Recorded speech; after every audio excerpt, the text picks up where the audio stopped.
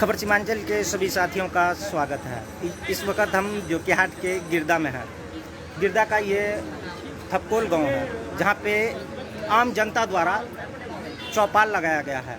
यहां पे आम जनता आज रिपोर्टर बनेंगे और अपने प्रत्याशी जो हैं इस पंचायत में, चाहे वो मुखिया के हैं, समिति के हैं, सरपंच के हैं, वार्ड सदस्य हैं या अन्य पदों के लिए जो भी कैंडिडेट है, ये उनसे डायरेक्ट बात करेंगे कि आपका मिशन क्या है, किस मुद्दा को लेकर आप चुनाव लड़ रहे हैं। अगर आप पंचायत चुनाव में जीत जाते हैं तो क्या करेंगे। हमारे साथी महमूद कमर साहब हैं जो डायरेक्ट आज रिपोर्टर बनेंगे और वो यहाँ के कैंडिडेट से सवाल पूछेंगे।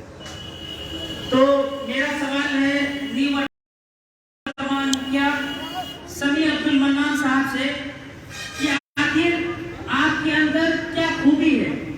इसका एक आवाज को इधर घुमा दीजिए तो थोड़ा सा आपके अंदर क्या खूबी है बॉक्स कि लोग आपको वोट दे, फिर से वोट दे। सबसे पहले हमारा अनुमान है हम आपको वोट क्यों दें, ये मेरा सवाल है मुखिया निवर्तमान मुखिया समी अब्दुल मन्नान साहब से। सबसे पहले यहाँ के संयोजक जो लोग हैं और हमारे मीडिया कर्मी के जगदीश भाई, हमारे बहुत ही प्यारे राजू साहब और यहाँ उपस्थित हमारे सभी दूरवारगण और हमारे गणमान्य माँ बहने और ये जनता जनार्दन, आपने हमें यहाँ बुलाया, इसके लिए बहुत बहुत शुक्रिया आपका।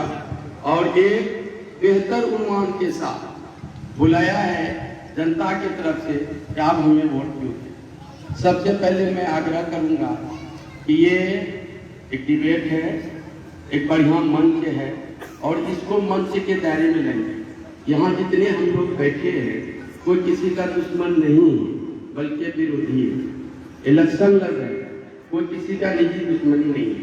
और हम व्यक्तिगत तौर पे कहेंगे कोई भी प्रतिभागी है या जितने लोग कैंडिडेट हैं, किसी के निजी जिंदगी का पहलू का अनर्थ गलत सवाल ना करेंगे और जनता से भी कहेंगे कि आप चुनाव से संबंधित अपने हक हुकूक संबंधित ही बातें करेंगे और किसी का कोई कटाक्ष ना करें। आप किसी के जवाब से अगर संतुष्ट नहीं है तो फिर पुनः सवाल पूछें, ना कि इनका उल्टा करें। अब मैं आपको कहूँ कि सबसे पहले फिर एक बार आपका शुक्रिया ये अदा करता हूँ कि आपने मुझे 2 बार मौका दिया, डायरेक्ट मौका नहीं दिया है, क्योंकि अपना पंचायत जो है ये आरक्षण के तौर पे महिला का सीट है। तो पहली बार 11 से 16 तक का जो सेशन था, हमारी अम्मा मोहतरमा यहाँ की मुखिया थी और उनका प्रतिनिधित्व हम करते थे। उनके बाद 16 से जो 21 का जो सत्र रहा, इसमें हमारी अहलिया हमारी बीवी मुखिया आपने चुना था।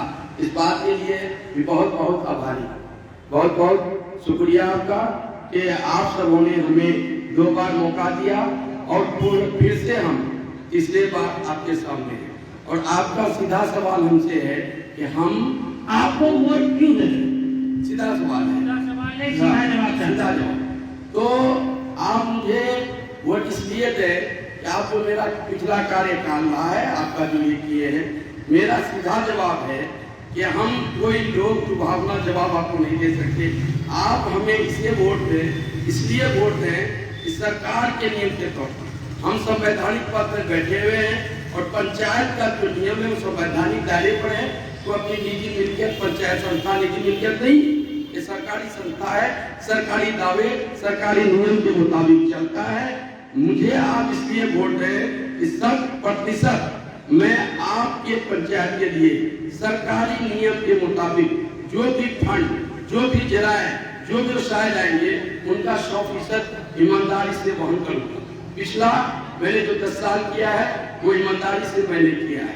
आप मुझे इसलिए वोट दें कि पंचायती राज नियम के मुताबिक मैंने अपने पंचायत में धरातल पे पंचायत के नियम कानून के मुताबिक पंचायत को चलाया है, ऑफिस में बैठ के चलाया है। मैंने पंचायत को अपनी मिल्कियत नहीं बनाई बल्कि सरकारी नियम के मुताबिक मैंने पंचायत को चलाया है। और पुनः फिर आपसे हम उसी मुद्दे पर बात करेंगे। किसी लोग बनाम कि हम ये देंगे वो देंगे, मेरी निजी मिल्कियत नहीं है पंचायत जो मैं खुद दे दूंगा। सिर्फ मैं आपसे ये वादा करूंगा सरकारी नियम के मुताबिक आज जो चीज आपका आएगा, जो फंड आपका आएगा, आप अगर उनके मुस्तहिक होंगे, आप उनके हकदार होंगे, तो आपको जरूर दिलवाऊंगा। मैं अपने निजी तौर पर नहीं दूंगा। इसी बात को लेकर मैं अपनी बात खत्म करता हूँ कि आप मुझे इसलिए वोट दें कि सरकारी संस्था का पंचायती राज अधिनियम के मुताबिक, पंचायत के वसूल नियम के मुताबिक जो कार्य मुझे सरकार सौंपेगी, ईमानदारी पूर्वक मैं उसका वहन करूँगा। चलिए, बहुत बहुत शुक्रिया।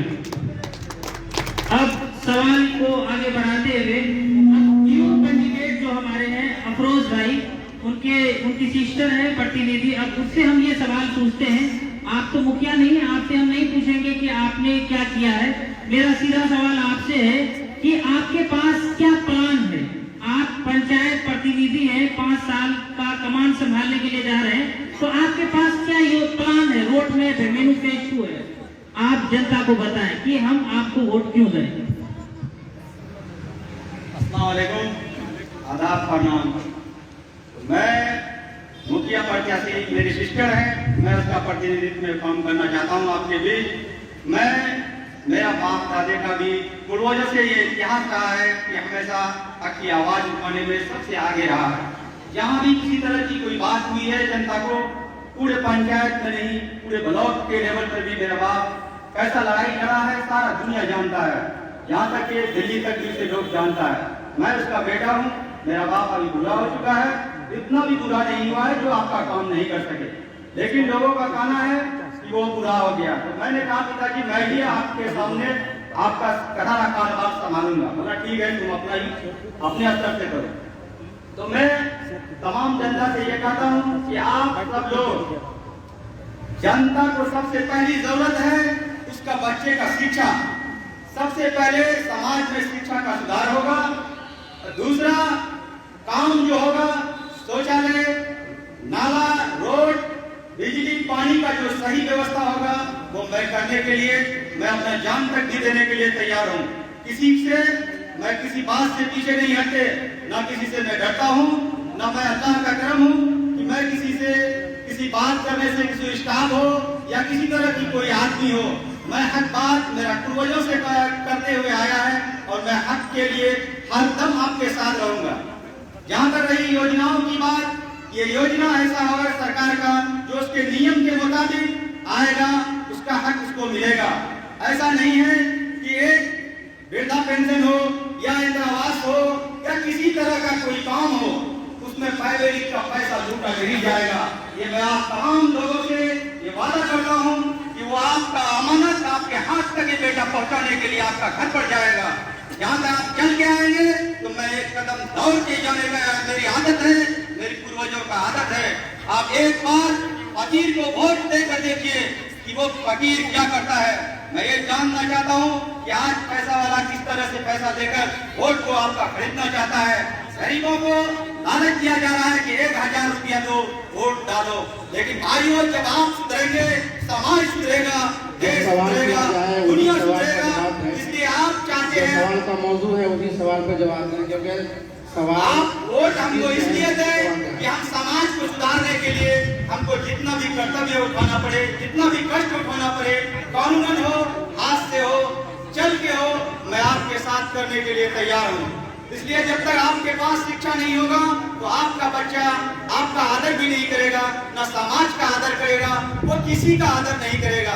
जी, मेरा अगला सवाल है उसी पे, शिक्षा पे ही आपका सवाल है कि आप शिक्षा पे बात कर रहे हैं, लेकिन आप 5 साल से फील्ड में हैं, लोगों की सेवा कर रहे हैं, लेकिन आपने शिक्षा के लिए क्या कदम उठाया? ये जनता का सवाल है। जनता का सवाल है। मैं शिक्षा में कोई प्रतिनिधि नहीं हूँ जो किसी को बोलूं। आप एक नागरिक हैं, आप एक पंचायत का नागरिक हैं और एक वोटर हैं, इसीलिए आप अपने स्तर से क्या काम किए हैं शिक्षा के स्तर पर? मैंने जिस लोगों से भी हमारी ताल्लुकात है, मैं उसको सबसे पहले यही कहता हूँ कि आप अपना बच्चा को, चाहे आप एक टाइम का रोटी कम खाइए, एक जोड़ा कपड़ा कम पहनिए, लेकिन आप अपने बच्चे को स्कूल, मदरसा, जिसको जैसा भी सहूलत हो वो आप अपने बच्चे को इल्म दें, ताकि उससे ये होगा कि आपका भी बुढ़ापे में और हर दिन इज्जत होगा, मान सम्मान देगा। औलाद अपने बाप को औलाद समझेगा, बेटा आपका इज्जत करेगा। वो 2 रुपया कमाएगा तो इज्जत का कमाई कमाएगा और वो आपको सही टाइम पर सही इलाज के लिए आपका जाने के लिए वो तैयार होगा। जबकि उसके पास तीसरा सवाल ये है कि अगर आपको जनता चुनती है तो सबसे पहले आप 2 काम बताएं जो सबसे पहले करेंगे। 2 काम के बारे में बताएं जो अगर आपको जनता चुनती है तो आप 2 काम क्या करेंगे? सबसे पहले मैं स्कूल मदरसा जो भी हमारे पंचायत के अंदर में है उसमें मास्टर सही टाइम पर नहीं आता है, मैं उस चीज को सुधारूंगा, चाहे वो किसी कोई भी हो। मैं इसके लिए उस करने के लिए तैयार हूँ ताकि मास्टर टाइम पर आए और टाइम पर जाए। गरीब अमीर तो कई बच्चा पढ़ा लेता है, लेकिन गरीब बेचारा उसके पास 300 रुपया कमाता है, उसके पास पैसा नहीं होता है दूसरे जगह भेजने के लिए। इसलिए सरकारी स्कूल में सही टाइम पर टीचर आए और सही पढ़ाई हो बच्चे का।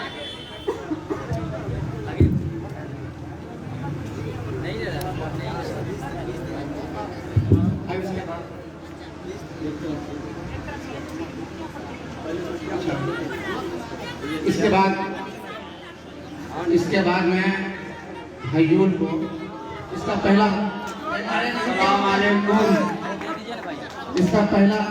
आवाम का पहला सवाल ये है कि आवाम आपको वोट क्यों दे? आवाम आपको वोट क्यों दे? हम अस्सलाम वालेकुम जितना भी मखलूकात है सबका सलाम। देखिए मेरा कहने का मतलब ये है हम दुनिया के लिए नहीं लड़ रहे हैं, हम दीन की मकसद से लड़ रहे हैं। ठीक है, ये लोग दुनिया के मकसद से लड़ रहा बरफ उठाता घर बढ़ाता, ठीक है। हम ये मकसद से नहीं लड़ रहे हैं, हम दीन के मकसद से लड़ रहे हैं और हम दुआ के मकसद से लड़ रहे हैं, दुआ लेने के मकसद से लड़ रहे हैं। हम किसी का घर पर वोट मांगने के लिए नहीं जा रहे हैं, हम दुआ लेने के लिए जा रहे हैं। इंशाअल्लाह दुआ है तो दवा काम करेगा, इंशाअल्लाह दुआ बहुत बहुत शुक्रिया आपका, बहुत बहुत शुक्रिया। अब इसके बाद अफार भाई।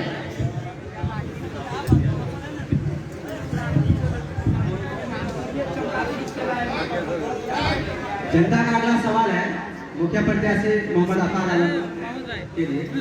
आप जो है पंचायत चुनाव में आ रहे हैं, इसका मतलब कहीं ना कहीं जनता के प्रति जो आपके दिल में दर्द होगा। अब तक आपने जनता के लिए अपने स्तर से क्या काम किए हैं? सिर्फ काम तो गिनाएंगे, तफसील नहीं करेंगे।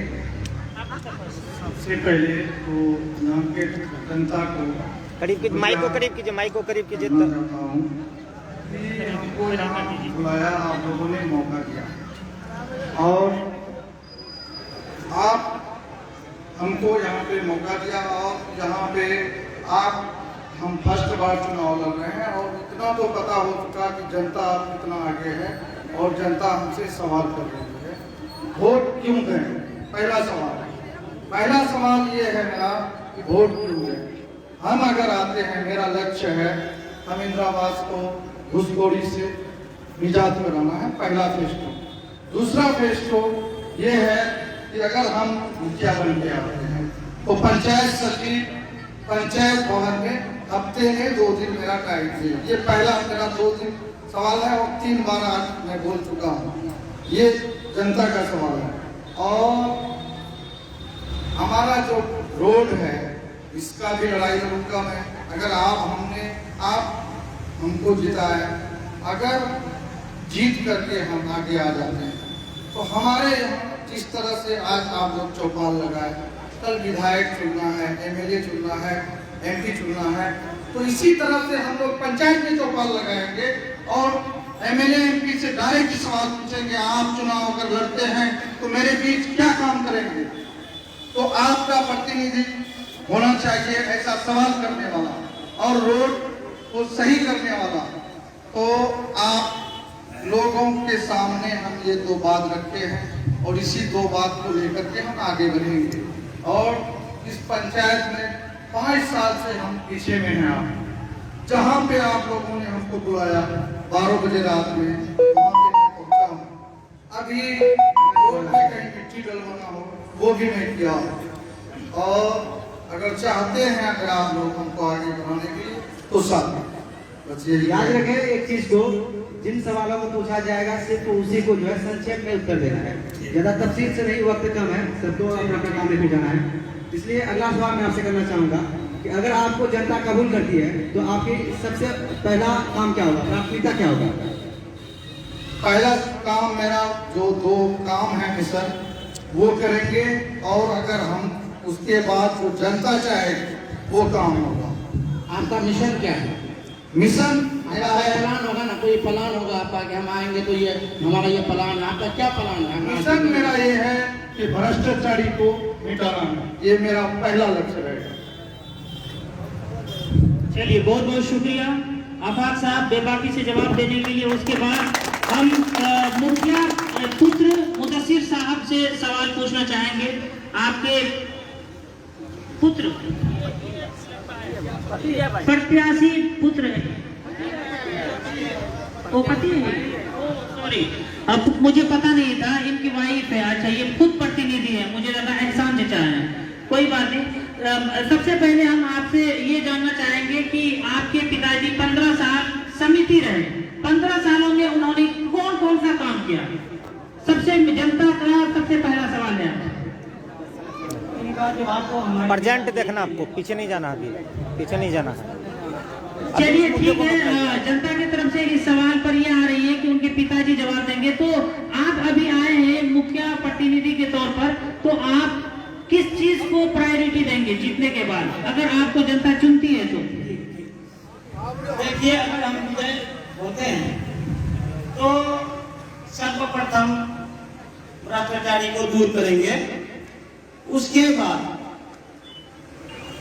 पूरे पंचायत में एक आम सभा का आयोजन होगा और जितने भी आवंटन होंगे सबके बीच पेश होगा, और सबके बीच पेश होगा। सर्वसम्मति से निर्णय लिया जाएगा, यानी कि सभी लोगों से, हर वार्ड के लोगों से सर्वसम्मति से निर्णय लिया जाएगा। और समान काम, यानी हर वार्ड में समान काम, किसी पर भेदभाव या ऊंच नीच का भेदभाव नहीं होगा। और ऐसे बहुत सारे फोकस हैं और हमने बहुत सारे सपना संजोए हैं कि गिरदा पंचायत में हमको बहुत ही लगन और मेहनत से कार्य करना है। सर, आपसे मेरा अगला सवाल उसी पर है। जैसे कि एक मुहिम चला हुआ है खबर सीमांचल का कि जनता बदलाव चाहती है, आप यूथ हैं, नया है, आप क्या बदलाव चाहते हैं? आपके पंचायत में बहुत सारे युवा वर्ग के लोग हैं, बहुत सारी लड़कियां हैं जो बेरोजगार हैं, और आपके पास कोई ऐसा रोड मैप है, कोई प्लान है जो आप अपने पंचायत स्तर पर लोगों को रोजगार दे सके? जी, जैसे कि हमारे लोग अधिकतर गरीबी रेखा से नीचे हैं, उन लोगों को हमने सोचा है मनरेगा के तहत 100 दिन का गारंटी योजना दिया जाएगा। वो तो हो रहा है सर, जी जी, वो तो सरकार दे रही है, लेकिन आपका कोई प्लान है कि अपने पंचायत में लड़कियों के लिए, लड़कों के लिए कोई रोजगार का अवसर दे सकें? जी, हम प्रयास करेंगे कि रोजगार बढ़ाने का कोई प्लान करेंगे, और जो युवा लोग हैं उन लोगों को या सिलाई हो और सारा दीगर है, इन लोगों में ट्रेनिंग कराएंगे, और ट्रेनिंग कराने के बाद उनको स्वयं रोजगार मिल जाएगा। चलिए ठीक है, बहुत बहुत शुक्रिया। अब नेक्स्ट प्रत्याशी, वक्त कम है इसीलिए हम इससे आगे बढ़ते हुए जफर सबा अंजुम साहब से मेरा पहला सवाल है कि आपके अंदर क्या खासियत है, आखिर हम आपको वोट क्यों दें? मेरा पहला सवाल। और जनता जनार्दन से मैं कहना चाहता हूँ, आप लोग जितनी भी बात हमारे प्रत्याशी कह रहे हैं, ये कोई भी प्रत्याशियों का मंच हम लोग नहीं बनाए थे, ना तो वो कोई हमको पैसे दिए थे इस तरह का प्रोग्राम करने के लिए। हम गांव वाले मिलकर इस तरह का प्रोग्राम ऑर्गेनाइज किए। बहुत लोग गलत फहमी में थे कि पता नहीं इन लोगों को कौन पैसा दिया, कौन लगा रहा है पैसा, इतना पैसा कहाँ से आया, ऐसा सवाल चौक चौराहे पे हो रहा है। तो मैं आप लोगों से ये कहना चाह रहा हूँ, ये एक भी रुपया कोई भी कैंडिडेट यहाँ पे बैठे हुए हो जो बोल दे कि महमूद को, मारूफ को, सादिक को, हाफिज राहिल साहब को, किसी को भी थपकोल का जो कि प्रोग्राम करने के लिए 1 रुपया दिए हैं, कोई देने वाला नहीं है। आप सवाल डायरेक्ट हम पूछ रहे हैं, अगर कोई दिया है तो वो जवाब दे। दूसरी बात, ये जो प्रोग्राम है आप लोगों के लिए हम रखे थे कि हमारा गांव के लोग बेदार हो, उनका जो है मुद्दे की बात हो, सिर्फ जो है रिश्तेदारी के नाम पे, दोस्तदारी के नाम पे, खाला मामा फूफा के नाम पे वोट ना लेकर के मुद्दे की बात पे हम वोट करें, जिससे कि हमारा पंचायत का विकास हो, जिस तरह से होता हुआ आ रहा है, और देखें इसमें कितना बदलाव हो सकता है। इसीलिए हम लोगों ने ये चौपाल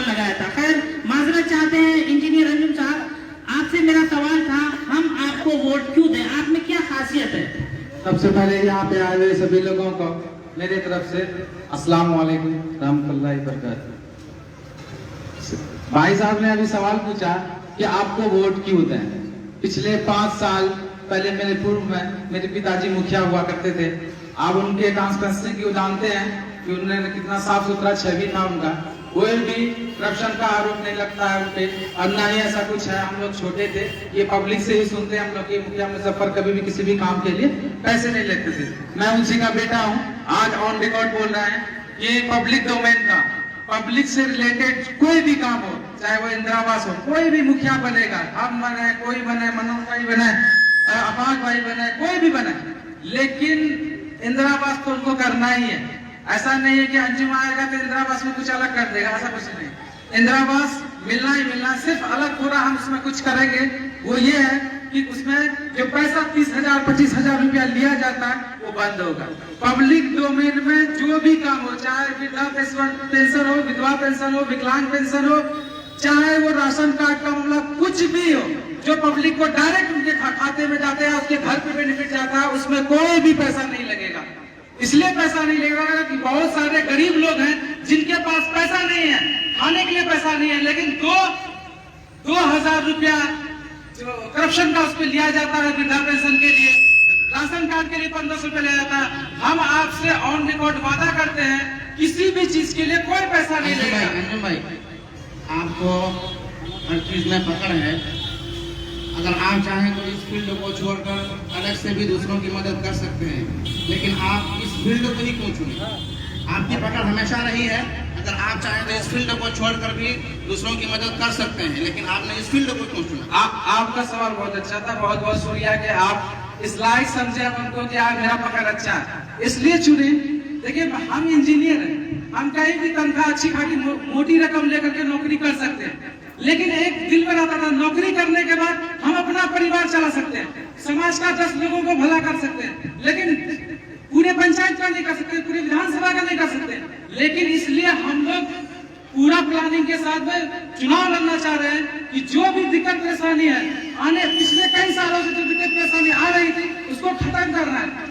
आज PWD का रोड अपने पंचायत में जहाँ पे भी बना हुआ है वो बहुत ही जर्जर स्थिति में। हम बोलते हैं कि अगर हमारा जनप्रतिनिधि DM के पास आवेदन दे, मंत्री के पास आवेदन दे, तो ये जर्जर रोड बन सकता था। अगला सवाल आपके लिए, जैसे कि यह एक महिला आरक्षित सीट है, तो महिलाओं के लिए, महिलाओं की मजबूती के लिए जो है आप अगला कदम क्या उठाएंगे जीतने के बाद? महिलाओं के लिए मेरा एक प्लान है कि जितनी भी महिलाएं यहाँ पे बेटियां हैं, माएँ हैं, जो बहुत सारे उनके अंदर टैलेंटेड लोग हैं, लेकिन उनका उपयोग सही से नहीं हो रहा है, उसको एक सही रास्ते पे लेके जाना है। बहुत सी लेडीज ऐसी हैं जो सिलाई करने जानती है, बहुत कुछ बनाने जानती है, जिसको सपोर्ट नहीं मिल रहा है कि बाहर से कुछ पैसा मिल जाए ताकि उसको हमको बढ़ा सके, अपना रोजी रोटी कमा सके। तो मेरा एक प्लान है कि अपने पंचायत में हर 3 गांव या 2 गांव के बाद एक आपका इंस्टीट्यूट खुलेगा, जो सिलाई सेंटर के नाम से, जिसमें मुफ्त जो बच्चियां सिलाई नहीं जानती हैं उनको सिलाई दिया जाएगा, सिलाई सिखाया जाएगा। उसके बाद उसी बच्चे को अलग से एक लास्ट में जब वो फाइनल अच्छे से सीख जाएगी, एक सिलाई मशीन मेरे तरफ से, अगर मैं जनप्रतिनिधि बनता हूँ तो मेरी तरफ से उसको गिफ्ट किया जाएगा।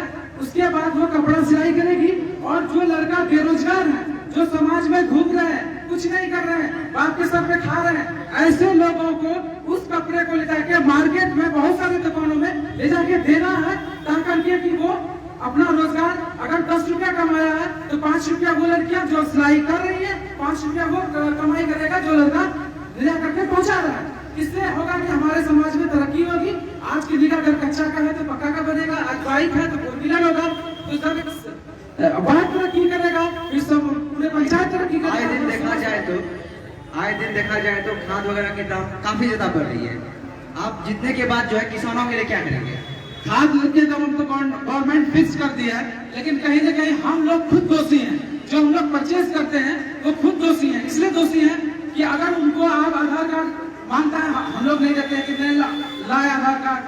ये गवर्नमेंट रेट फिक्स कर दिया है, आप खुद टाइट हो जाइए कि हमको उतना ही पैसा देना है। तो आप जब खुद ईमानदार होइएगा, खुद टाइट होइएगा, अपनी रिस्पॉन्सिबिलिटी को समझिएगा, तो इंशाल्लाह जितने भी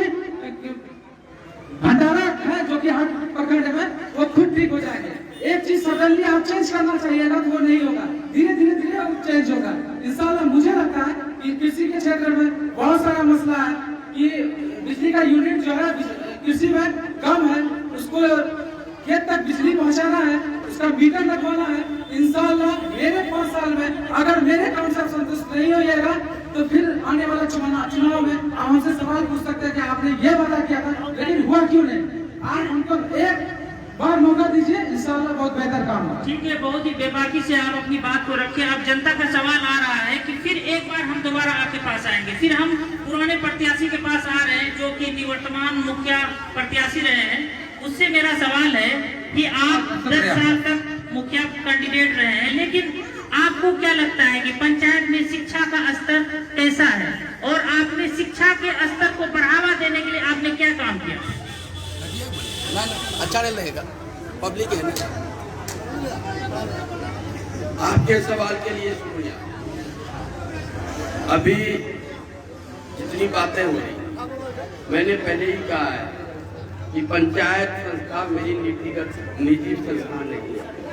पंचायत का जो संस्था है, सरकार जो उसमें फंडिंग करेगी उसी के अनुरूप ही हम काम करेंगे। इससे ज्यादा पर बोलेपन की तरह हम ये करेंगे वो करेंगे, मैं ये नहीं कर सकता।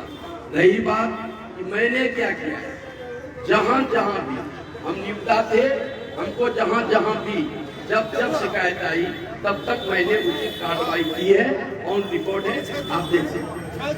सर अब रही बात खत्म नहीं हुई। इस शिक्षा का स्तर पूर्णतः दयनीय है। हमारा जो कर्तव्य बोध है हम उतने तक लिमिट रह सकते हैं। इससे आगे शिक्षा का स्तर सुधारना है तो हम सबको जागरूक होना होगा। कोई एक ऑफिसर से शिक्षा का स्तर जागरूक नहीं होगा। सबसे पहले आप जागरूक होंगे, बच्चे जागरूक होंगे। अभी हमारे अर्जुन भाई अच्छा कहे कि आप खाद का बात इसलिए आपसे दुकानदार ज्यादा रेट ले लेता है कि आप नियम के मुताबिक उसके यहाँ खाद देने नहीं जाते हैं। उसी तरह आप हम पे तो ये करते, मुखिया जी मास्टर नहीं आया। कितने लोग यहाँ बैठे हैं जिसने मुझे सूचना दी कि वक्त पर मास्टर नहीं है?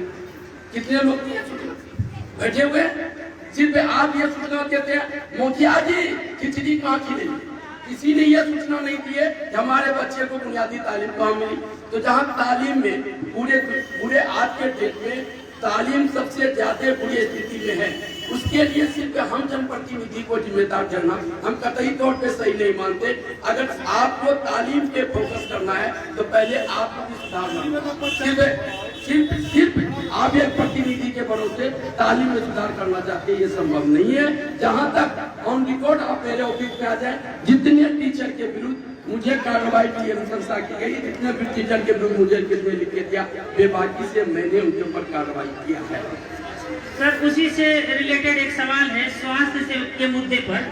गिरदा पंचायत में एक उप स्वास्थ्य केंद्र है, लेकिन आज तक कभी भी वहां से किसी को कोई फायदा नहीं पहुंचा। तो क्या आपके अंतर्गत ये आता है या नहीं? अगर आता है तो आपने आज तक क्या किया? मेरे अंतर्गत ये नहीं आता। पहली बात, उप स्वास्थ्य केंद्र है, वहाँ डॉक्टर पोस्टेड करना बिहार गवर्नमेंट का काम है। बारम्बार आप ये सारी बातें, मुझे तो अफसोस इस बात का है कि जब आप चुनाव आया तो मुझे ये सवाल करते हैं। जिम्मेदारी पब्लिक की होनी चाहिए थी कि जहाँ ग्राम सभा की बात चली, अभी एक भाई हमारे रखे अफाक भाई की ग्राम सभा होगी या हम अफरोज भाई भी रखे, बहुत अच्छी बात है। नियमतः सरकार का ग्राम सभा होता है और मैंने ग्राम सभा किया है। उस ग्राम सभा में कोई भी जिम्मेदार व्यक्ति, जितने भाई हमारे बैठे हुए, किसी ने आके ये सुझाव नहीं दिया हमको आज तक कि क्या करना है। ग्राम सभा जनता के लिए होता है, प्रतिनिधि के लिए होता नहीं ग्राम सभा। नियमतः ग्राम सभा के सदस्य ही ग्रामीण होते हैं, जनता होते हैं। तो ग्राम सभा के माध्यम से अच्छा ठीक है, हम किस मुद्दे पे बोल दें? स्वास्थ्य के, तो स्वास्थ्य में एक बार मीटिंग करके हमें डीएम साहब ने टास्क दिया कि भाई आपके यहाँ एक मकान है, उसको आप पूरा ठीक ठाक कर दें, मैं डॉक्टर दूंगा। लेकिन फंड नहीं आ रही थी। जैसे ही फंड आया है आप जाके देख ले, आपके स्वास्थ्य केंद्र को मैंने रहने सहने के लायक बना दिया है। लेकिन सूचना दे दी गई है, अब सरकार की जिम्मेदारी है, हमारे उच्च प्रतिनिधि की जिम्मेदारी है कि वहाँ डॉक्टर का पोस्टेड करें। जहाँ तक है टीकाकरण वगैरह उस सेंटर में होता है, नर्स आती है, जो पोस्टेड है वो आती है। और जो पोस्टेड है अपने नियम के मुताबिक काम करता है। लेकिन अफसोस की बात यह है कि एक नर्स के अलावा कोई डॉक्टर वहाँ पोस्टेड नहीं है, इसलिए उससे फायदा नहीं हुआ। हमसे रिलेटिव जो दिया गया था कि आप उसका सुदृढ़ीकरण कर दें, मैं जाके आप सर्वे कर सकते हैं, पूर्णतः उसको हॉस्पिटल के लायक बनाते हूँ। अब सरकार की जिम्मेदारी है, उच्च पदाधिकारी की जिम्मेदारी है कि वहाँ वो अपना कर्तव्य दें और लोगों को लाभ हो। मैंने लिखित सूचना दे दी। अगला सवाल ये है, एक पंचायत चुनाव को जीतने के लिए जो है पैसा कितनी बड़ी भूमिका निभाती है आपके नजरिए से? ऑन रिकॉर्ड बोले या ऑफ रिकॉर्ड? ये ऑन रिकॉर्ड बोले।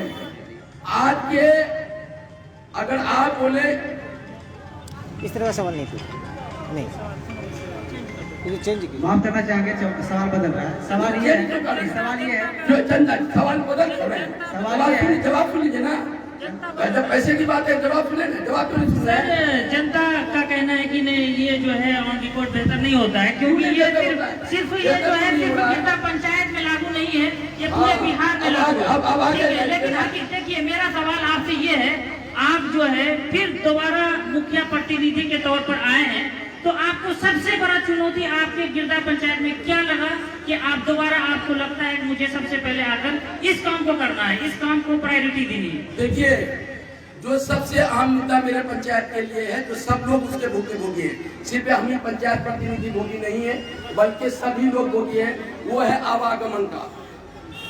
शिक्षा तो है ही, शिक्षा पे बात हो गई है, वो है सबसे ज्यादा जो भुक्तभोगी हम लोग हैं, वो आवागमन का है। आज के डेट में मेरे गिरदा पंचायत में, अदर पंचायत की बात मैं नहीं करता, गिरदा पंचायत में कोई एक रोड ऐसा नहीं है जहां साइकिल से सवारी की जा सके। 4 चक्का 2 चक्का की बात तो हटाइए, साइकिल से बेहतर ढंग से सवारी की जा सके नहीं है। और ये आप हम लोगों का विडंबना है। आने वाले प्रतिनिधि हो सकता है कल का दूसरा रहे, कल हम रहे, जो है वहाँ इनकी मजबूरी पंचायत प्रतिनिधि की ये है कि ये तमाम रोड पंचायत के अंतर्गत नहीं आता है। हम उसमें कुछ सिवाय लिखा पढ़ी के, सिर्फ जाके लोगों को कहने के, मतलब ऑफिसर के पास लिखा पढ़ी करने के, पर जो हमारे वरीय पदाधिकारी हैं या हमारे MP MLA हैं, उनके पास जाके बात रखने के अलावा और हमारे पास कोई दूसरा विकल्प नहीं है। हाँ, अगर पब्लिक चाहे संघर्ष के लिए आगे आए, समाज को आगे आना होगा, वो रोड पंचायत के अंतर्गत एक भी रोड जो आप खस्ता हाल देख रहे हैं, आज अगर वादे हम करेंगे मैं ठीक कराऊंगा, ये नहीं हो सकता क्योंकि वो रोड पंचायत के अंतर्गत आती ही नहीं है। उसमें हमें एक कुदारी मिट्टी देने का औकात नहीं है, नियम नहीं है। आप नियम फॉलो कर लें, उसमें कभी भी पूरी रोड भी खत्म हो जाएगी, नहीं होगा। जहाँ तक सरकार जो टूटी फूटी रोड हमें बनाने दिया, आज क्या करते टाइल वाले रोड दिए, मैंने गली गली, जहाँ तक अब लोग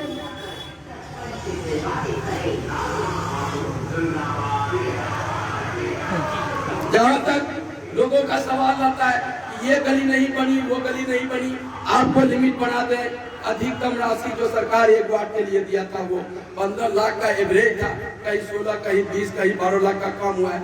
लेकिन आप 100% अगर उस गलियों को बनाना चाहेंगे तो आप कम से कम इससे 3 गुना राशि चाहिए जो सब गली बनेगा। जितना मेरे पास सरकार ने आवंटन दी थी, मैं अपने जहाँ तक हर वार्ड के विकास की बात है तो आप आके ऑन रिकॉर्ड देख ले ऑफिस में, हर वार्ड में समानता के साथ मैंने उसको लागू किया। जो ये रास्ता है इसके लिए मैं चुना गया, मैं आगे रहूंगा, लिखा पढ़ी करूंगा। अगर आपको और बेहतर चाहिए तो अपने MP MLA से संघर्ष करना होगा, उसमें हम साथ देंगे, आप भी साथ देंगे, बराबरी का साथ देंगे, तब ये बात हो सकता है। वरना ये झूठे वादे कर दें कि आप हमें पुनः बनाएंगे, कि ये रोड को चकाचक कर देंगे, आपको पुनः जानकारी दे दें कि ये रोड पंचायत से नहीं बनने वाली है, नहीं बनेगी चाहे कोई बने। जैसा कि हमारे कई साथी अभी बताए कि वृद्धा पेंशन और इंदिरा आवास में जो पैसा लिया जाता है, क्या यह पैसा ऊपरी विभाग तक पहुंचता है? जैसा कि कई साथी हमारे कहें कि ऐसा कोई भी शुल्क नहीं है जो ऊपरी विभाग को दिया जाता है। क्या यह आपके द्वारा मनमानी लिया जाता है या फिर ऊपरी विभाग तक पहुंचाया? अब अभी उसी सवाल को आप डाउन कर दिए थे। 100% मानता हूँ भ्रष्टाचारी मेरे यहाँ भी होता है और पूरे जो की बलों में पूरे बिहार में मैं मानता हूँ, मुझे मानने में कोई इतराज नहीं, ऑन रिकॉर्ड है मेरे पर, जो भी मैं ऑन रिकॉर्ड बोल रहा हूँ, ये भ्रष्टाचार होता है और ये मेरा मुद्दा इस पे नहीं है। आप सब आगे आए, रोके, मैं सबसे आगे रहूंगा, ये मुद्दा मेरा ही नहीं है। अगर कोई टोकी बोलो के बोले कि बगल वाले नहीं, ये सिस्टम बन गया, ये बिहार सरकार की नाकामी है जो भ्रष्टाचार को सिस्टम में डाल दिया। मैं ललान बोलता हूँ सबके पास आता है, सब भ्रष्टाचार में लिखते नहीं लिखते हैं। तो एक मन्नान मुखिया नहीं, 218 मुखिया में आज तक 2 मुखिया, ये मुखिया भी क्या इंदिराबाद में चले, मुश्किल से सैकड़ा में 1-2 जाते हैं, जो बेचारे थोड़े इधर उधर होकर चले गए। नहीं तो क्या हुआ? इसका मतलब है भ्रष्टाचार में सब लिखते हैं, हम ही लिखते। इसमें कोई तो ये एक मेरा मुद्दा नहीं, मेरे टारगेट करके मुद्दा उठाया जाए, ये कतई सही नहीं है। मैं इसको गलत मानता हूँ कि भ्रष्टाचार है, इस बात को मैं मानता हूँ कि इंदिराबाद में भ्रष्टाचार है, इसमें कोई बुराई नहीं, बाकी से बोल रहा हूँ भ्रष्टाचार है, लेकिन सिर्फ हम ही दोषी है, ऐसा नहीं है। अगला सवाल यह है, और आपके शायद आपके दिल में ये विचार आया कि ज्यादा सवाल हमसे ही पूछा जाता है, लेकिन आप 10 साल हमारे पंचायत के प्रतिनिधित्व करे हैं, इसलिए हमारा हक है कि हम आपसे सवाल करें। जैसा कि हमारे पंचायत में एक पुस्तकालय भवन निर्माण जैसा हमें मालूम है, लेकिन उसकी देख रेख आपकी जिम्मेदारी है। मुखिया पंचायत का सर्वसरा होता है, लेकिन उस पंचायत का खास करके हमारे वार्ड को, जैसा कि हमारा वार्ड 75% हमें मालूम भी नहीं था कि हमारे पंचायत में पुस्तकालय भवन बना है, कहाँ बना है, कैसे है, अभी हमें चुनाव से पहले मालूम चला है। इसके बारे में आपका बहुत बहुत शुक्रिया। मुझे दुख नहीं है, मुझे खुशी है कि आप मुझे सवाल करें, क्योंकि ये बात स्वाभाविक है। काम हमने किया तो सवाल किससे करें? प्रतिनिधि 10 साल हम रहे हैं, काम का सवाल तो हम इस करेगा लोग। इसके लिए आप ये ना करें, बल्कि मुझे खुशी उड़ेगा सवाल करें। तभी आपका थोड़ा जानकारी है, आपको ये पता नहीं कि आपके पंचायत में तीन पुस्तकालय भवन है। पुस्तकालय भवन 2 है, एक ITC भवन है। एक पुस्तकालय भवन आपके मदरसा प्रांगण में आपको जिला परिषद के फंड से नसीम चाचा जब जिला परिषद के प्रतिनिधि थे, उन्होंने बनवाए हैं। और एक पुस्तकालय भवन आपको हमारे एहसान सिया समिति के दरवाजे में, और हमने ITC भवन बनाया है। वो पुस्तकालय भवन सरकार बना दी है, लेकिन पुस्तकालय के लिए, पुस्तकालय चलाने के लिए सरकार के पास ना कोई प्लानिंग है, ना कोई फंडिंग है। मेरा सवाल ये है कि पंचायत स्तर पर लड़का और लड़कियों के लिए रोजगार के लिए आपने 10 साल के अंदर क्या किया आपने? मैं पहले ही आप इसे बता चुका हूँ कि मैं व्यक्तिगत तौर पे इतना ऊंचा नहीं बोलता कि मैं ये कर लूंगा वो कर।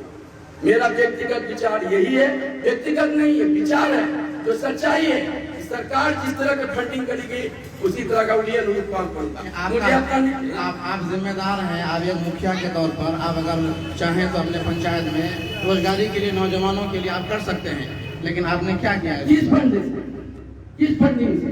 मैं पहले कहता हूँ, मैं कोई धनाढ़ व्यक्ति नहीं हूँ, मैं निजी तौर पे कोई फंडिंग नहीं कर सकता।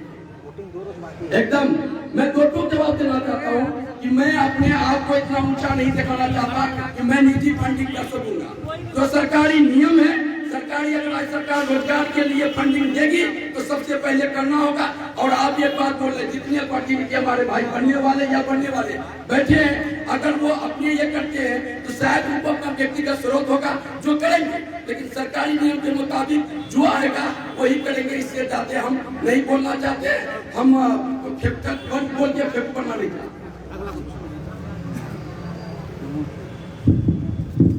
ठीक है, बहुत बहुत शुक्रिया आपका, आपने बहुत ही बेबाकी से जवाब दिया। Thank you so much. बैठिए। शुक्रिया। लेकिन अभी भी हमारे कई प्रतिनिधि हैं जिनके दिल में बहुत सारा ख्यालात आता होगा।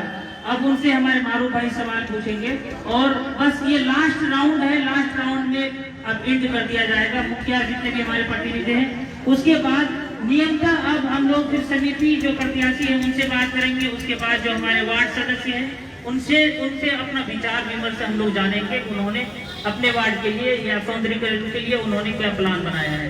तो अभी इसी राउंड में बस लास्ट राउंड है, मारूफ भाई सवाल पूछेंगे। हमारे नेक्स्ट जो प्रत्याशी हैं डॉक्टर अफरोज साहब, उसके लिए सवाल है मारूफ भाई। अफरोज भाई, जैसा कि हम सबों के मालूम है कि आप डॉक्टरी करते हैं, हमारे समाज में रहते हैं, जी प्रैक्टिशनर हैं, तो लेकिन ये जनता का जो सेवा करने का जो भावना है, जनता का जो सेवा करने का भावना है, वह आपके दिल में कब जगा? ये हमारा पूर्वजों से करते हुए आया है, और इंशाअल्लाह जब भी होगा हम लोग कहमत करते रहेंगे, मुखिया बने या ना बने, जो हमारा बाप दादे करते हुए आया है, ये हम लोगों का ये पहला कर्तव्य है कि दूसरों का, समाज का सेवा करना। जी, बस आपसे सिर्फ लास्ट सवाल ये पूछना चाहेंगे, हम आपको वोट क्यों दें, किस आधार पे दें, इसका जवाब जनता जानना चाहती है। जनता ये जानना चाहती है तो हम इसका ही जवाब ये है कि हम आपसे वोट इसलिए मांगते हैं कि आप कितना बार मुखिया बना चुके हैं अपनी जिंदगी में। लगभग हम देखे हैं कि हम लोग जब होश संभाले हैं तो 4 बार मुखिया बना है। एक बार मजफ्फर शाह बने, एक बार सलीम शाह बने, 2 बार मन्नान भाई बने। जो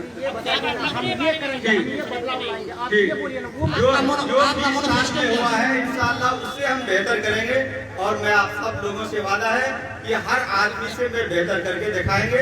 अगर नहीं दिखाया तो फिर आप मुझे मुंह पर जवाब दीजिएगा। ये आपका बेटा आपके सामने बोल रहा है, जो भी करना पड़े मुझे बेहतर से बेहतर काम करने के लिए। ये सवाल का जवाब नहीं हुआ। हम आपसे ये पूछे कि हम आपको वोट क्यों दें, किस आधार पर दें, आपका प्लानिंग क्या है, प्लानिंग क्या है, आप हमको वो बताइए। हमारा प्लानिंग है कि सबसे पहले शिक्षा में सुधार हो, चाहे जिस तरह से कैसे सुधार करेंगे वो बताइए। इस तरह से करेंगे जो हमारे यहाँ मास्टर हैं जो सरकारी है उसको नियम मुताबिक वो स्कूल आए और हमारा बच्चे में जो एक टीचर पर 40 बच्चे हैं और उस 40 बच्चे को वो सही शिक्षा दे। आप डॉक्टर रह चुके हैं, आप इसी समाज के हैं, इससे पहले क्या किए थे आप स्कूल में जाके?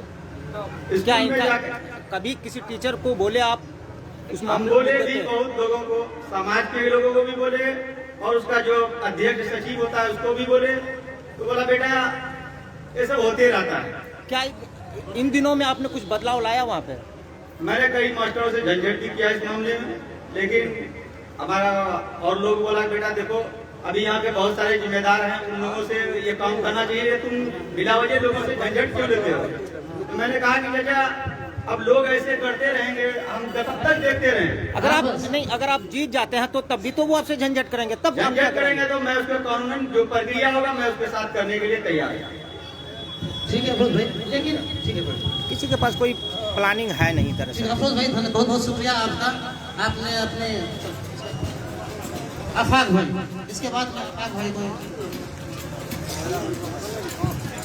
आफाक भाई लास्ट में आपसे डायरेक्ट सवाल है कि हम आपको वोट क्यों दें, किस आधार पे दें, आपका मैनिफेस्टो क्या है, आप जनता के सामने रखें। सबसे पहले तो आपको बता दिए हैं कि मेरा मैनिफेस्टो 2 मुद्दा है। 2 मुद्दा में ये है, देखिए आप अगर वोट करते हैं MP के लिए तो आपसे सरकार प्रधानमंत्री बनता है, तो आप जब प्रधानमंत्री बनाते हैं उसके अंडर में पूरा हिंदुस्तान आता है।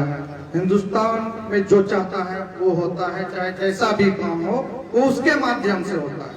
आप फिर वोट करते हैं तो आप वोट करते हैं, MLA चुनते हैं, उसके बाद मुख्यमंत्री बनता है।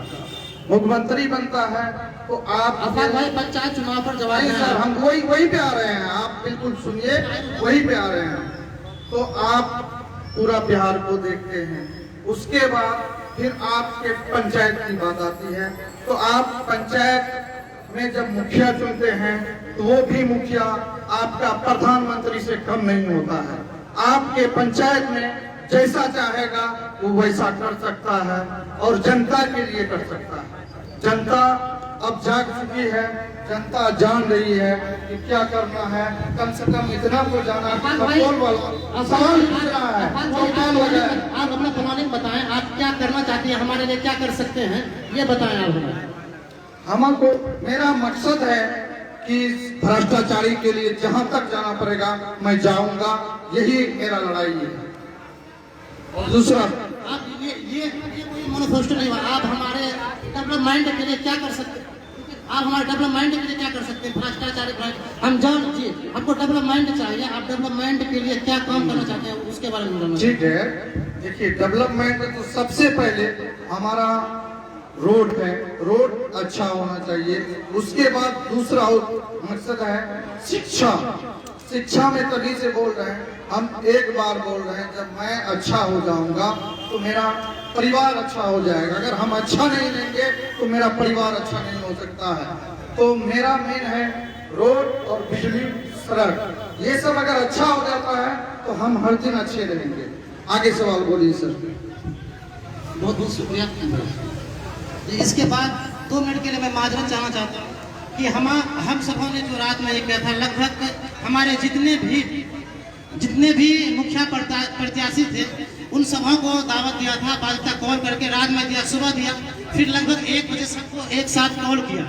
इसके बावजूद हमारे कुछ प्रत्याशी, और पहले मैं माफी मांगना चाहता हूँ, अगर उसके कार्यकर्ता को बुरा लगे तो माफ कीजिएगा। जिस प्रत्याशी के पास हमारे लिए अभी 10 मिनट का टाइम नहीं, तो हमारे अगला 5 साल का प्रतिनिधित्व कैसे करेंगे?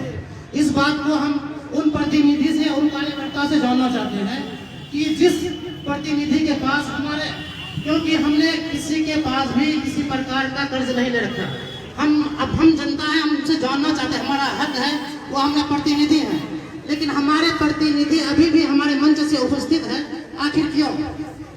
ये सबसे बड़ी चुनौती है। हम अनुपस्थित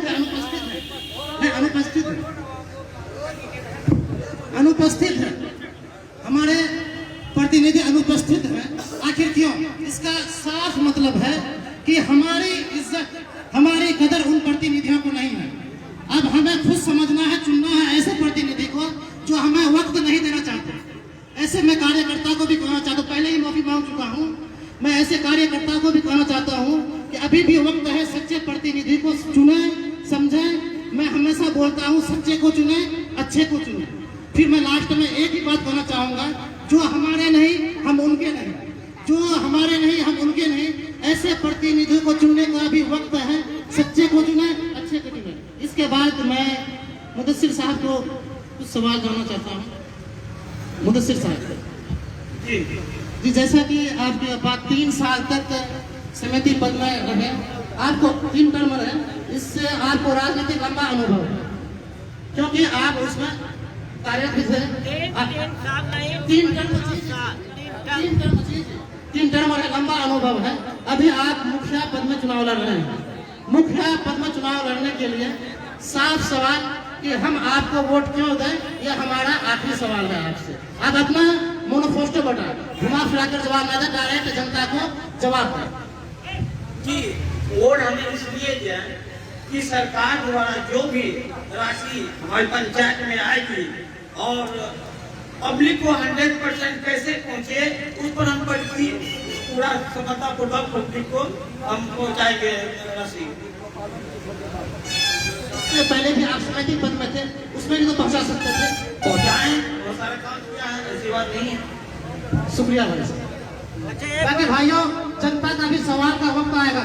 लास्ट में जनता के सवाल का भी, हम सबों का सवाल का वक्त आएगा, जिसमें से 10 सवाल लिया जाएगा। 10 आदमी उससे सवाल पूछ सकते हैं, जिस भी प्रतिनिधि से पूछना है। इसके बाद मैं जी इंजीनियर अंजुम साहब को मैं दोबारा कष्ट देना चाहूंगा कि सर, जैसा कि आपने बताया कि हम ऐसा मेरे पास प्लान है, करेंगे, लेकिन मान लेते हैं कि आपको जनता अगर चुनती है, तो क्या आप ऑन रिकॉर्ड बोल रहे हैं, क्या आप जनता के उम्मीदों पर खरे उतरेंगे?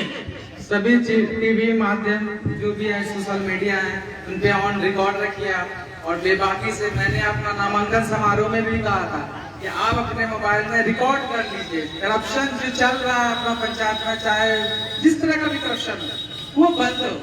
आप इतना विश्वास रखिए, इतने लोगों पे विश्वास किए, एक बार आप हम पे विश्वास करिए, करप्शन बंद होगा, कोई पैसा आपका नहीं लगेगा, सारा चीज फ्री में होगा आपका। जहाँ तक एक सवाल था कि स्कूल में बच्चा सिर्फ खाना खाने के लिए ही जाता है, ऐसी कोई बात नहीं, क्योंकि हमें भी कुछ कमी है, समाज में भी कुछ कमी है।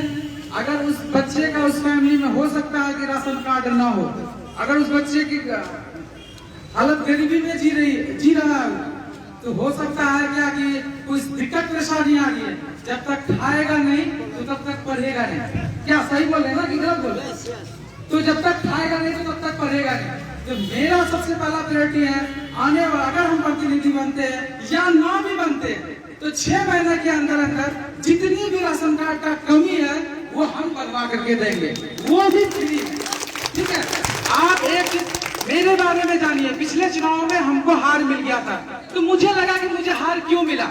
मैं बाहर में रहता था, दिल्ली में जॉब कर रहे थे, तो आए थे यहाँ लोग, हमको पहचान नहीं रहे थे, अंजुम अच्छा है कि खराब है, क्या है नहीं है, कोई नहीं जान रहे थे। तो हम लोगों ने कहा कि हाँ तो रब्बा बहुत अच्छा, तुम लोग वोट दो। लेकिन वो वोट निकला नहीं। तो हमको लगा कि पिछले 10 साल हम सोए हुए थे, 10 साल लोगों की खिदमत नहीं कर रहे थे जिस हिसाब से हमको करना चाहिए। इस 5 साल में चाहे वो रात के 2 बजे हो, 1 बजे हो, जब भी जो लोगों ने फोन किया, घर पे आया, ब्लॉक में हो, थाना में हो, जिला में हो, पटना में हो, दिल्ली में, इलाज तक का हो, हमने करा करके दिया।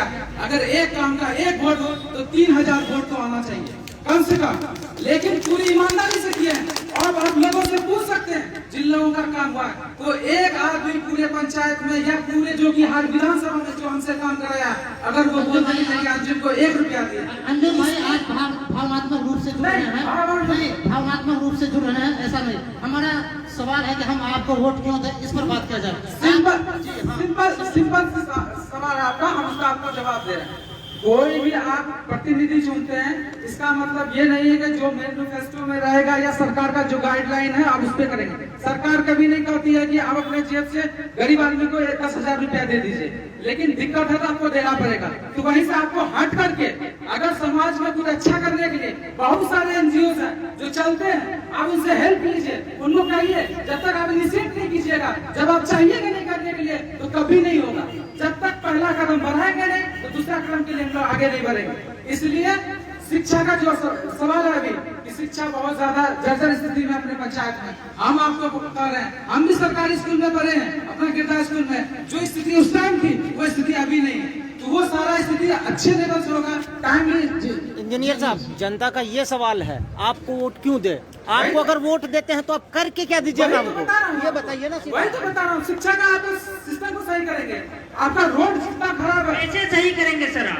बता रहे हर प्रतिनिधि मेरे अंदर है भाई। आप स्कूल नहीं जाइएगा, टीचर है तो हम आपसे सवाल पूछेंगे क्यों नहीं है। अगर बच्चा अगर खाना नहीं मिल रहा है, उसको खाना नहीं मिल रहा है, उसको पढ़ाई मिल रहा है, जो उसका टाइम पीरियड है स्कूल का वो कंप्लीट होना चाहिए। सिर्फ ये ओरल कहा जा रहा है या आज तक आपने लिखित में कहीं पे कोई आवेदन दिया है किसी के खिलाफ? जी मैं दिया हूँ, अगर आप इसे प्रूफ मांगेगा मैं प्रूफ भी दूंगा आपको। नहीं, सिर्फ जानना चाहते हैं, ऑन रिकॉर्ड हो रहा है सर। रिकॉर्ड लीजिए, सारा चीज मेरा आप ऑन रिकॉर्ड रखिए। अगर आपको सबूत चाहिए, सबका जेरॉक्स हम अपने घर पे रखते हैं। आप जब भी आइए हम आपको जेरॉक्स देंगे, कितने लोगों का काम किया उसका भी देंगे। कोई ये सिर्फ कहने की बात नहीं है, पूरा आप निश्चिंत रहिए कि जो भी चीज कर रहे हैं वो सबूत के साथ कर रहे हैं। हम लोगों ने इंदिरा आवास की लड़ाई के लिए डिप्टी सीएम तक किया। जैसा कि आपने शुरू में भी कहा कि मैं इंदिरा आवास वृद्धा पेंशन में कोई भी नहीं रहूंगा, आप उस बात पर अडिग रहेंगे? 100% आप लिख लो और कहीं पे आप रिकॉर्ड करके कोई पैसा नहीं लगेगा, कोई भी पैसा नहीं लगेगा। हम ईमानदार रहेंगे तो सामने वाला भी ईमानदार बनेगा। लेकिन अगर 10 रुपया ले रहे हैं तो 5 रुपया उसको देना ही पड़ेगा। अगर वो सामने वाला चाहे इस बात का सर कहीं फिर आप बाद में ये आप प्रूफ सुने देंगे कि जनता। सर प्लीज लास्ट क्वेश्चन है सर। ये गलत है सर। आपको हम इतना कह रहे हैं कि ऑन रिकॉर्ड रखिए, फिर आप कहीं क्यों नहीं जा रहे? इसलिए कि जो सर अभी जो आप कह रहे हैं कि अगर जनता गलत अगर होगा तो फिर हम गलत होंगे। नहीं, अगर यहाँ पे ये बात आ रही है कुछ नहीं, जनता गलत नहीं होती। आप उसको जो समझाइएगा बेचारा वो वही समझेगा, ठीक है। आप जनता को जो सिखाइएगा आप वो वही सीखेगा। हम लोग सर जनता का सीधा सवाल था कि जो आपने कहा बिल्कुल आप उस पर अडिग हैं। हाँ 100% अडिग है। चलिए बहुत बहुत शुक्रिया सर अपने बारीकी से अपनी बात को रखने के लिए। भाई जनता का सवाल है, जैसा कि अभी शिक्षक बहाली पर लोग लाखों बैठते हैं, इसके बारे में आप क्या कहना चाहेंगे? कोई भी पैसा, करप्शन का मतलब करप्शन होता है। पंचायत में शिक्षा का बहाली हो, इंदिरा आवास हो, आधार कार्ड बनवाना हो, राशन कार्ड बनवाना, जो भी काम पब्लिक डोमेन का पब्लिक से रिलेटेड है उस पर पैसा नहीं लगेगा। आप मेरे फादर का भी टाइम पीरियड को याद कीजिए, 30 टीचर बहाल किए, बोल देंगे कि 1 किलो मिठाई सर। खबर सीमांचल का संस्थापक हसन जावेद साहब का ये मुहिम है, बदलाव मुमकिन है। तो अगर किसी भी प्रतिनिधि से कोई जनता अगर सवाल पूछना चाहते हैं, कोई लेकिन किसी का वर्कर ना हो, क्योंकि हम लोग सबको पहचानते हैं। अगर एज अगर पब्लिक एज अ जनता अगर सवाल किसी भी हमारे मुखिया प्रत्याशी से पूछना चाहते हैं तो आप खड़े हो जाए, वहाँ तक माइक पहुँच जाएगा। उसके बाद फिर पंचायत समिति को लिया जाएगा। अगर देखिए मौका चलिए खैर कोई भी जनता की तरफ से सवाल नहीं आ रहा है जी। अब पंचायत समिति के बारे में जी हाँ सर, आप किसी एक आदमी के फेवर में है अगर तो फिर हम सवाल नहीं लेंगे। किसी एक आदमी के अगर फेवर में है तो हम सवाल नहीं लेंगे। अगर जनता का सवाल है क्यों उठाता है? 10 साल चौकीदार बनाए हम लोग मुखिया को, 10 साल के लिए सवाल